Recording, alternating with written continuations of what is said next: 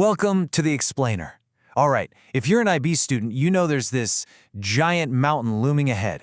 It's called the extended essay. Well, today, we're handing you the map and the climbing gear to conquer it. So you're an IB student, right? Then you've definitely heard the whispers, maybe even the horror stories about the extended essay. You know, the EE. That 4,000-word count can sound absolutely terrifying, I get it. But hey, don't sweat it. We're here to be your guide on this whole adventure. Okay, so here's our game plan. We're going to break down the challenge, look at a year-long roadmap, figure out how to craft that perfect core question, get into the nitty-gritty of research and writing, and then decode the final grade. Simple, right? Let's do this. All right, first things first, let's talk about this 4,000-word challenge. Before we even think about strategy, we need to get on the same page about what this whole quest is really about. So, what is the extended essay? Well, the IB calls it a mandatory, independent, self-directed piece of research. But what does that actually mean? Basically, it's your first real taste of university-level work. And honestly, it's an awesome chance to deep dive into a topic you actually care about. And yeah, let's just address the elephant in the room, that big number, 4,000 words.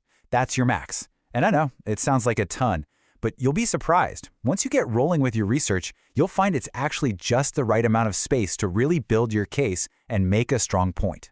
But here's the thing. This is so much more than just a long paper. The EE is basically a training ground for university. It's where you learn how to ask a great question, how to sift through information, and how to argue a point like a pro. These are skills you are absolutely going to use for years to come. Okay, a project this big can feel overwhelming. So how in the world do you even start? Well, that's where our year-long roadmap comes in. Let's break this down into manageable chunks. The most important thing to remember is this. It's a marathon, not a sprint. Just look at this timeline. It's all spread out to keep you on track. You start with topic selection. Then you have deadlines for things like your research question and an annotated bibliography. That's just a fancy term for a list of your sources with little notes. It all leads up to your final draft and a quick final reflection interview called the Viva Voice. See, it's all designed to guide you step by step. And to make it even easier, the IB gives you this awesome 12-step plan. You start with the fun part, choosing a subject you like. And then you move through all the logical steps, making a question, planning, researching, and writing. Oh, and by the way, it's totally okay if you have to circle back to an earlier step. Research is messy sometimes, and that's just part of the process. Okay, let's talk about what is without a doubt the most important first step. Seriously, your entire essay, your success, your sanity, it all comes down to crafting a really, really good research question.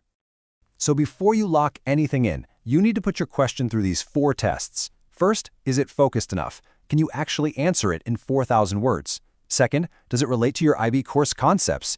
Third, can you even find information on it? And fourth, and this one is huge, do you actually care about it? Because you're going to be living with this topic for a while. Let me show you exactly what I mean. Look at the question on the left. Has the Singapore government's approach to healthcare improved economic growth? I mean, wow, that's huge. You could write 10 books on that. Now look at the one on the right. What market structure would best characterize Singapore's movie theater industry? See the difference? It's focused, it's specific, and it's something you can actually answer. It gives you a clear target to aim for.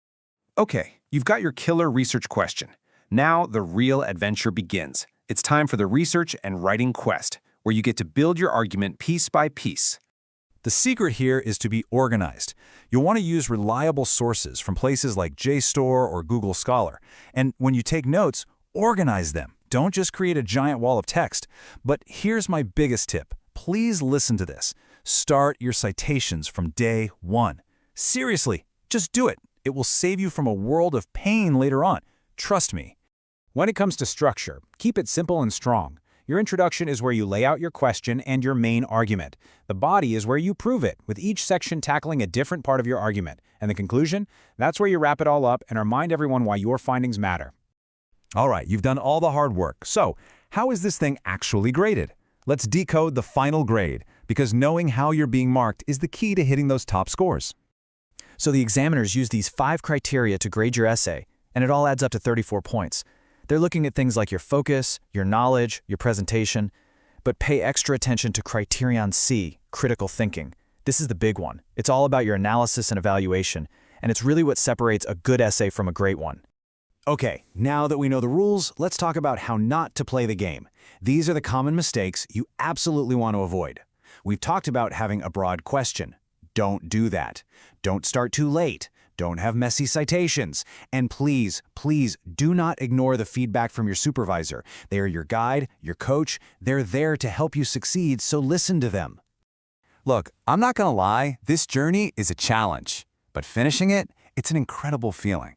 It's a huge accomplishment, and it truly sets you up for the kind of work you'll be doing in university. You'll feel so prepared for what comes next.